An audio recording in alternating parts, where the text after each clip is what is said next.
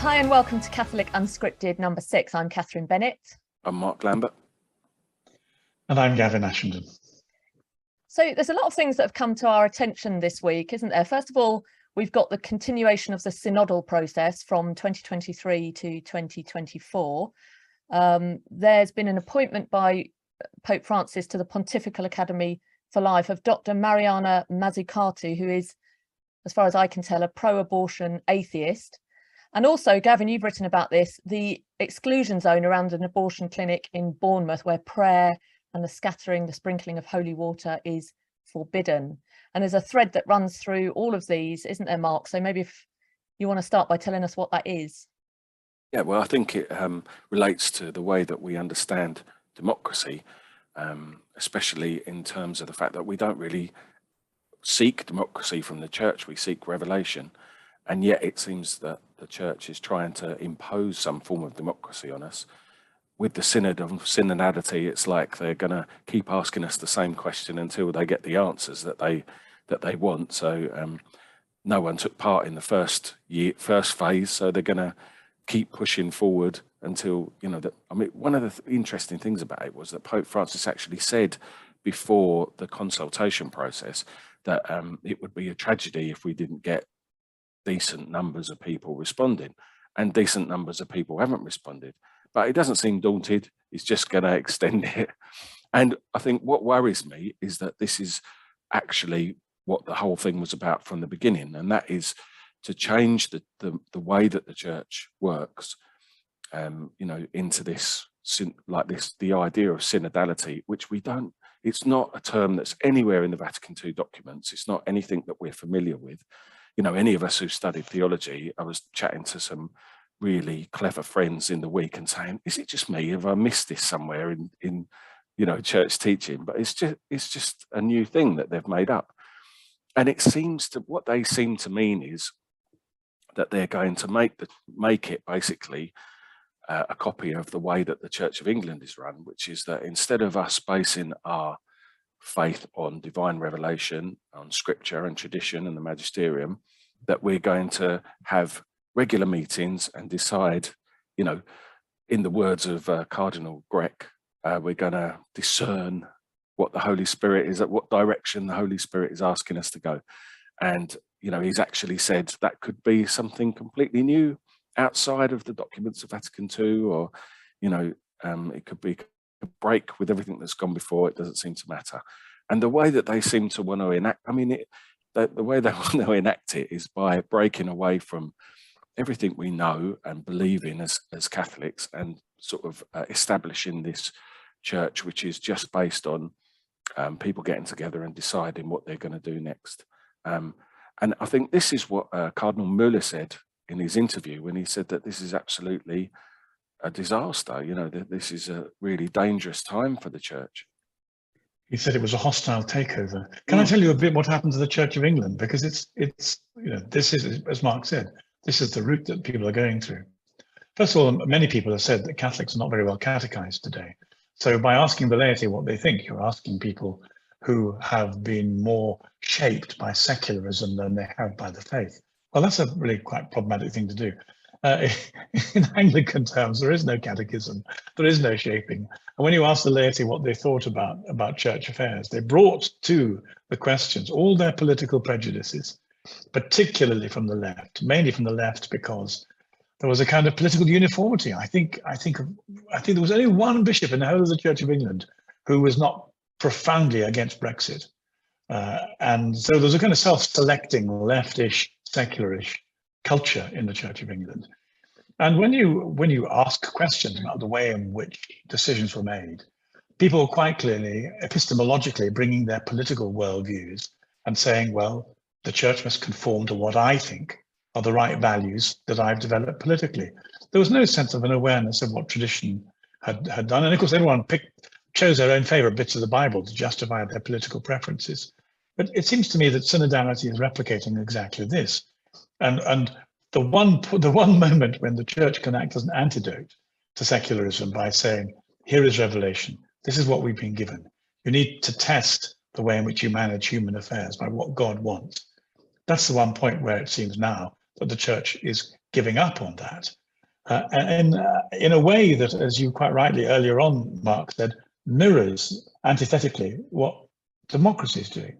Where we need democracy politically, we're on the verge of having it taken away from us, again, mainly by the left. And the terrifying thing that's going on in Parliament at the moment is not just that the votes of the people have been completely discarded by inner groups, but that actually when these people fail, they look like they will, they'll be replaced by a leftist government that will make what's happened so far against Christians look like child's play, because we know what the left intend to do, and it involves taking away our democratic rights and replacing them with something else. So here we have the church failing to do revelation when it needs to, and pushing fake democracy, and we have politics pushing authoritarianism and not giving us the democracy we need to contain it. I think it's an incredibly dangerous time. I sort of tweeted earlier today that it seems like the Labour Party has adopted 1984 as its manifesto document. And what a time for the Conservatives to completely implode. The lack of democratic principle that you've got. It seems like Suella Braverman's resignation was purely based on the fact that she recognised they weren't going to adhere to their manifesto pledges, which was something that she obviously, like all the things that made that interesting, innovative and sort of attractive, have all been discarded now, and you can see them putting in these, Grant Shapps is just atrocious, isn't he?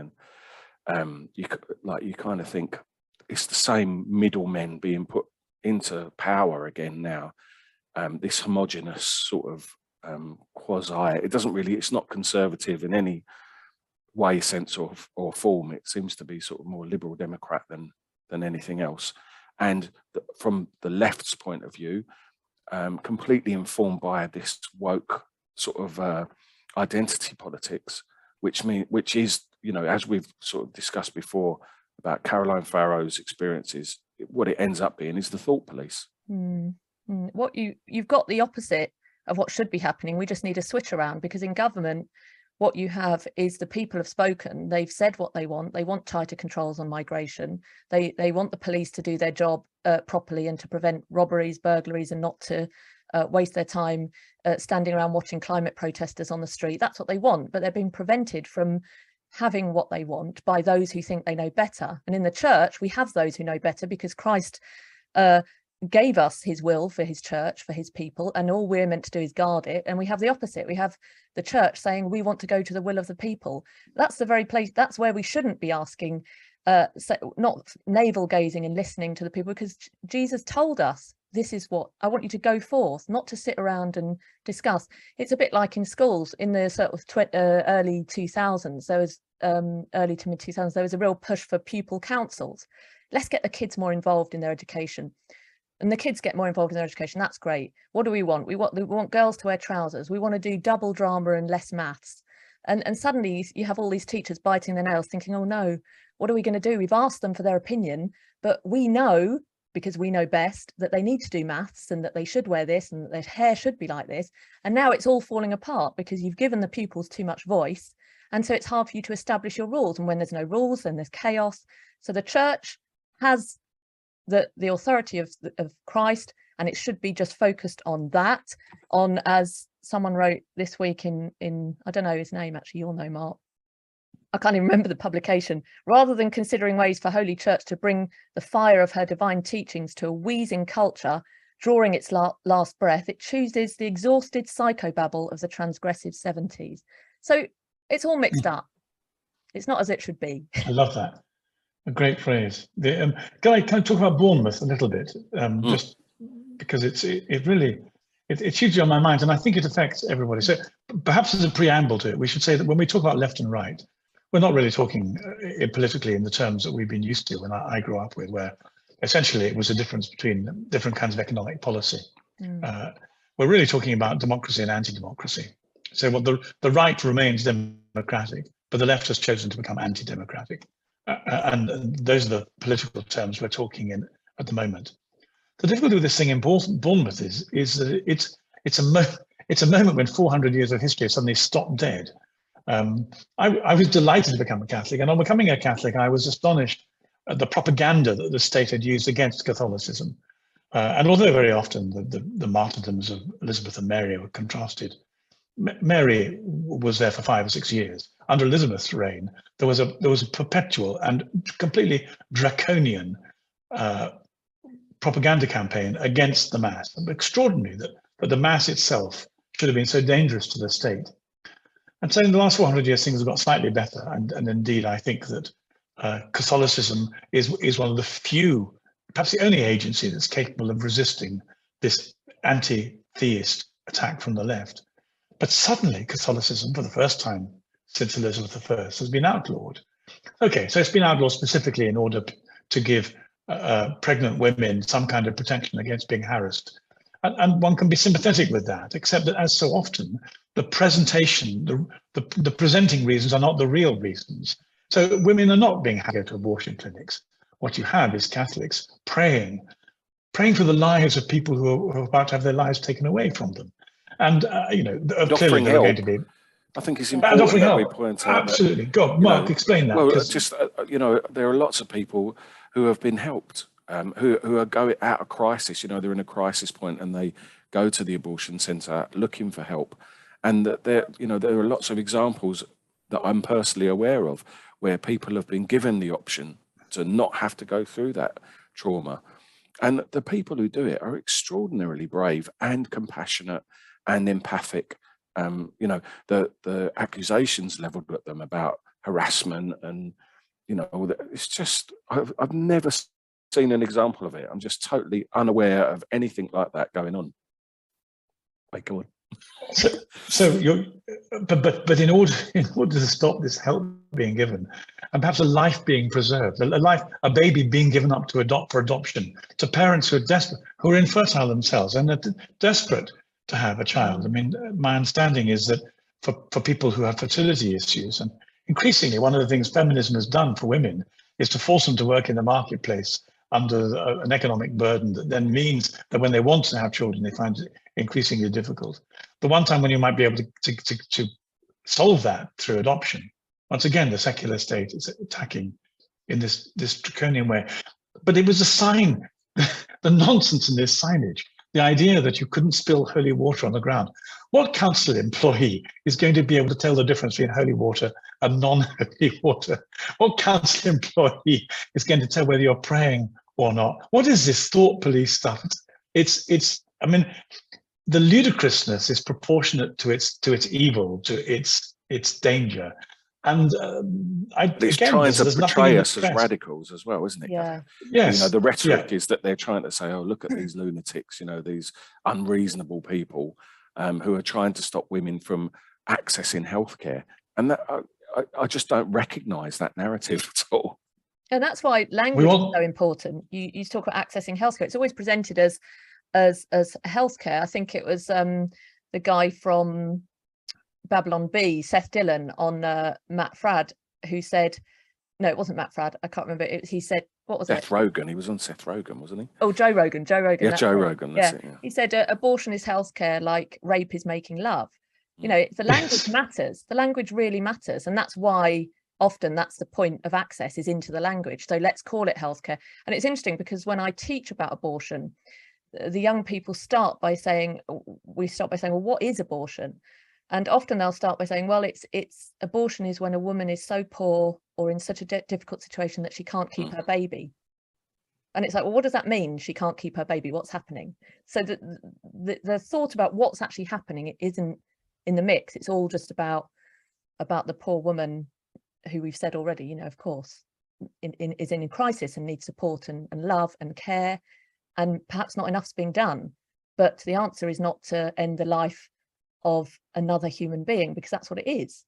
It isn't a mother's life. It's a separate, distinct, whole human being.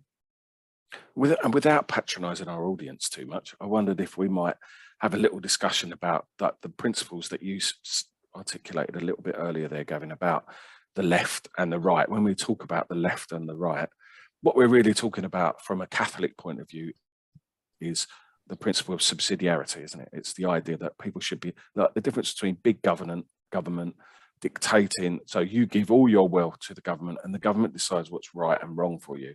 And we're referring to that as the left. And the right, which isn't necessarily always the case at the moment, they're all a bit of a mishmash, aren't they? But you know, the idea that you should be free to make your own decisions in as much as that's possible to do so. That's the Catholic principle of subsidiarity, which is Catholic social teaching as far as politics is concerned, if you like, how we should make our decisions. Yes, and the difficulty is that in the last 30 years, the whole political spectrum has shifted far to the left. It wasn't clear before the Spanish Civil War quite how dangerous the Soviet Union was going to be. And one of the things that I did on becoming a Catholic was to reread the history of the Spanish Civil War, because I wanted to understand why people who believed in democracy and the Republic wanted to shoot nuns and priests and to kill them in large numbers. I couldn't make sense of that. And I was brought up on the left in terms of the Spanish Civil War. All my literary heroes went to fight for the Republic against the fascists. And then I discovered once again the language was immensely misleading. And I'm not suggesting that what happened on the Franco side in the war was anything I want to support. I'm simply saying that the analysis that preceded it was flawed and didn't tell you the whole truth. And I feel we're at this stage now where something like the Spanish Civil War, I mean, a new political crisis is erupting all over the world. And it's being presented to us in terms that of freedom and independence and dignity and human rights. But actually, if you ask spiritual instead of political questions, I think that's really important. Otherwise, we're falling into the same trap as Church of England Synod. If we ask questions that are informed by our metaphysics, by our spirituality, the fear at the moment is that there's a huge political movement which is determined to outlaw Christianity, to outlaw Christian morals, to outlaw freedom of choice, to outlaw freedom of speech. And that's what we're fighting against. Now, to be called right when you're doing that is again, another great misnomer. Left and right don't mean anything any more than, I don't think that fascists and communists mean anything anymore, but that they're used as insults, especially fascists. So the problem for us is that the Catholic Church, I mean, one of the things I'm very glad to be a Catholic, is that if the Catholic Church could act together and publicly implemented the public Christian social teaching, then there would be some means of standing against the incredible sophisticated tide of brainwashing that the media, multimedia in particular, and social media have inflicted on our society in the last 20 years. So that even in the Tory party, there don't appear to be anyone, there's no one on the right. There are very few people who actually believe in what used to be called conservative politics. And I mean the social ones, social teaching ones, independence, the responsibility of the individual and the capacity for freedom of speech. They're not there, or they're keeping silent. Yeah, it's the destruction of the family as well. The family are the building blocks of society. Yeah. And this goes back to, we talked about education last time.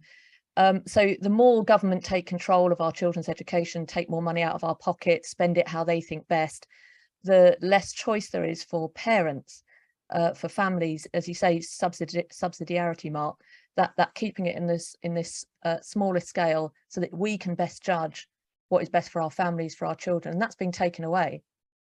We see it more and more, don't we? And education is a brilliant sphere to watch that drain of authority, where parents, you know, like all the time, whenever I see teachers, just this morning on breakfast television, I saw a teacher, he was talking about the concerns over the cost of living crisis, which is a real, you know, worry. But he was basically saying, like, now I'm paraphrasing, but what he was saying was, oh, children aren't safe at home with their parents, and school is that safe place. I mean, that certainly was my experience of school, but it's worrying that this is the narrative that it's like, you know, parents are rubbish. And I always think, if we have got a problem in society where we've got a lot of parents who are problematic, you know, aren't able to properly bring up their children, I mean, that is the breakdown of the family anyway, isn't it? And the breakdown of marriage.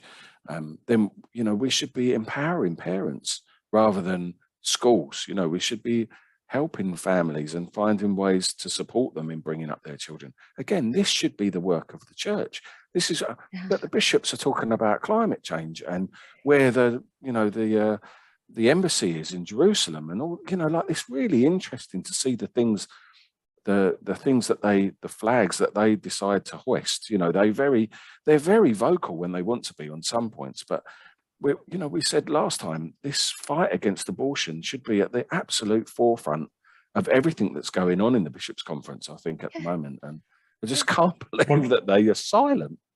No, absolutely. Rod Dreher, I think, is... Sorry, Katherine. No, go. Rod Dreher has suggested that the battle that we're lamenting is not being won, has been long lost, and that we need to think about stage 2, what we're going to do next. I'm at my small little mill house in France, and some of the people I've been meeting recently are Catholics who are looking to move into rural France and build Catholic communities around cathedral towns, minsters, abbeys, in order to be away from the capital and from the state, and to be under the radar, so that the kind of Christian communities. I mean, it makes it much harder to run state propaganda in a school if 90% of your pupils are faithful Catholics. And so one of the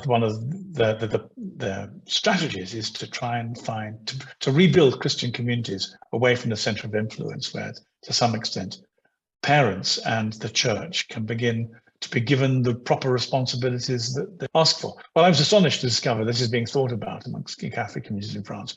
I don't think anything is being talked about in England remotely like that, but it should be. We should be waking up to the fact that if we don't find ourselves underground networks where we can come together as Catholic Christians, not just Catholics, of course, but Christians across the whole board, then the state is going to have its hand around our windpipe and throttle the life out of us, take away all our freedoms. That there is no movement to restore Christian freedom to our society. On the contrary, every single month brings a new outrage, a new form of defenestration for the believer, professionally and culturally.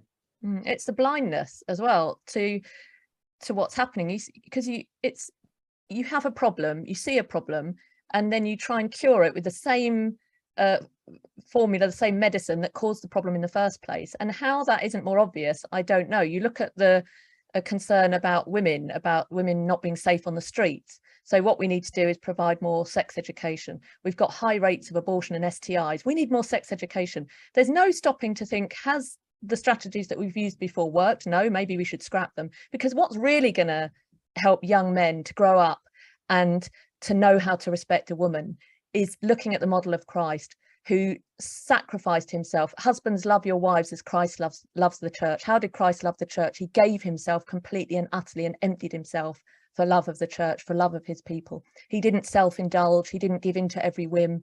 He stood up against the Pontius Pilate, strong in truth. This is what we should be teaching young men, and they're desperate for this message. They're desperate for truth, and instead we're saying, oh well, you shouldn't touch a woman, so let's try and draw up a contract of it's absolute rubbish. It's nonsense. Teach young men how to respect themselves and women. Teach young women how to respect themselves and others. Find it in the faith. Yeah. And we were talking about the Papal Academy earlier on and the appointment of secularists, pro-abortion secularists to it, and asking really what the papal strategy might be behind that. And I think the difficulty that lies behind our discomfort is that what you've just described, Katherine, is a vacuum of ethical teaching. And we've noticed that Catholic young men are being attracted to Islam because, as I think Peterson recollected, Islam contains masculine virtues in a way that Catholic Christianity has given up on. There's been a kind of feminization of the church. No, it's not just about lace and pretty colors, but it is about homosexuality. And this feminization or demasculinization of the church, better way, is leaving a terrible vacuum. Yeah. The Orthodox have got a certain balance between the symbolism, the cultural feeling for masculinity and femininity, but the Catholic Church, with its demasculinization, is leaving a most terrible gap, and into it comes Islam. It reminds me of the way in which the West, in 1054, completely failed to manage its unity. It fell out and squabbled so badly that when the schism came, into that gap left by the schism, Islam flowed in a devastating way, in a way that meant we lost the whole of the Christian East. The lesson seems to be that if you fail to be properly Christian, then some lesser and lesser good will take over and take responsibility. And I would say Islam is that lesser good now, as it has been in the past. And although people may say to themselves, well, members of the Papal Academy, who really cares? It's a sense that the center of the church has lost the plot. It's lost its sense of vocation to provide salt and light, real Christian integrity, to places of public influence, so that the faith can be articulated by powerfully committed intellectual people whose job it is to bring their minds and the wisdom of Christ to the public space. But instead, we're being given secularists and people who seem to make it a mark of pride to attack the faith of the church. It's a strategy I find it very hard to understand. The whole project of the Synod is a feminine project. It's opening up a space and saying, what can we need to listen? Let's open up this space. It's not giving as the church should give. It's saying we'll receive. And so this is a feminine project. And it's no wonder that there's been less than 0.05% response in most countries, less than 8 at the absolute most, and that's it. And so what do? Let's stretch it out for another year. And what's going to happen in the meantime, as Gavin said? The 8% was of baptized Catholics as well, not of of practicing Catholics, not of everyone. That it's like the figures are way lower of that. But I think you both made a brilliant point there, which is like the Islam point. The way that I see it is that it's about clear teaching. Islam is, I think that, all right, there's some good things in Islam, the things that copy Christianity, but other than that, it's really quite a dangerous ideology. But it is clear. What it teaches is clear and accessible to people. And that's why I think it's attracting young men. And I think that the problem here that we see, and the Pontifical Academy for Life is a brilliant example, is that we're muddying the waters. What does the church teach? Well, it's up to you, really. It's whatever you decide it is. What a load of rubbish. If we've not got a clear message for our young people, I'm hardly surprised that they're walking away. I think the way that my children have retained the faith is by us talking about the way that it is efficacious in your life and the way that it affects your life, and you practice it. It becomes a culture, something that you're engaged in every day, all day. I'd just like to say that there was, as an Anglican, one of the first things I decided to do on becoming a Catholic was to pick up the Catechism and read it. It was the most thrilling document. It's a bit like after a while, having become an evangelical and fallen in love with Jesus, I fell in love with the Nicene Creed, because I discovered in the Nicene Creed this absolutely wonderful poetic affirmation of formula of belonging, isn't it? Yeah, and I'll never forget seeing Coptic Christians come out onto the streets of Egypt after the Muslims had firebombed their churches, and they sung the Nicene Creed in order to tell the Muslims they still believed in the divinity of Christ. It was the most powerful way of doing it. I'd like to see Christians walking around the restricted areas of Bournemouth, making the signs of the cross, sprinkling holy water, and singing the creed. Do it by all means a street away from the abortion clinic, but in order to undermine this so-called safe zone, which so far from being a safe zone is an asphyxiation zone, sucking the oxygen out of the life of the community, both in terms of faith and the freedom of speech. But if we do nothing as Catholics, then we can't be surprised that those who oppose the faith and those who are anti-God will just be given an easy ride. And that's the thing with the Pontifical Academy for Life, where it was established, I think it was in 1996, as an academy for evangelization, to teach the beautiful truths of the Catholic faith with regards to marriage and family life. And now it's been subverted. Like, one of the first things that Pope Francis did was to sack all the the wonderful people who are engaged in this process, and to introduce people who, like, immediately it was obvious from their history that a lot of the people involved had ideas which were contrary to Catholic teaching. And so instead of it being about extolling the virtues of Christianity, of Catholic truth, the way that, the apostolic faith, it becomes about challenging those truths. You know, how can we not see these things? I That's was completely problematic. shocked. I was completely shocked when I discovered that one of the first acts of the papacy was to close down those wonderful, you'll know the names, I'm afraid I don't, those wonderful centres on the family for scholastic support of family teaching that John Paul II had set up in Rome. The fact that why would any Catholic want to close those down? I didn't understand then, and I still don't. The other thing that I think is dangerous, and you see it happening, and it's something I've heard from, let's say, Father James Martin and others, is this attempt to equate, because I want to look at the abortion again with the Bournemouth thing and also the PAL appointment, is to equate other clear, like, questions, moral questions that are of a prudential nature with abortion, as if they're all the same, and they're not. And I think that's the really, seamless garment that's approach. the seamless garment approach, which is terrible theology. Have you heard about that, Gavin? Is that a familiar phrase? Well, I was just trying to work it out and see, to discover if I could work out what you meant. No, I haven't heard from it. So perhaps you do, but maybe I'm not the only one. No, exactly. So it was an idea that came up that was sort of originates with a guy called Bernardine. Yeah, Cardinal Bernardine. Absolutely atrocious. Yeah. It's going to be creeping relativism, isn't it? Whatever it is. Exactly. But it's taken hold really dangerously. It's taken hold, which is why you find people, when you try to speak up for life and you talk about the preeminence of abortion as the right to life, people say, well, you can't, and then you've got to cut carbon emissions and immigrants. And you think, well, so what they're doing is they're equating everything, and that is not correct theology. That's wrong.